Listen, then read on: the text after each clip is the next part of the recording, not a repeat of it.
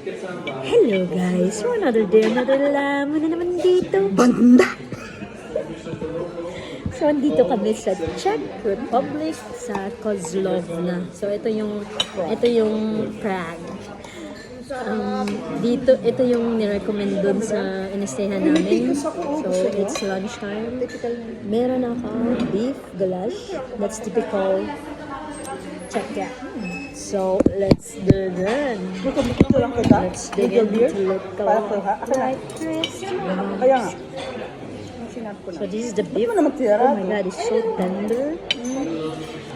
Oh, grabe ang tender niya guys. Ayun oh, grabe.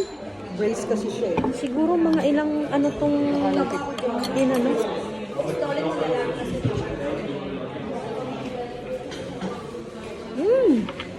Grabe ang tender. Sige lang. It's so good. Tapos ito pa siyang tinapay. So, I think it's, tapos lagyan ko ng onion.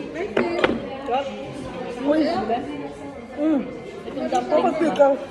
Oh my god. Good? Ang sarap. Ito. Ano ito man? I recommend this. Itong Kozlovna. No wonder kaya siya nirecommend nung inistayhan namin. Delicioso.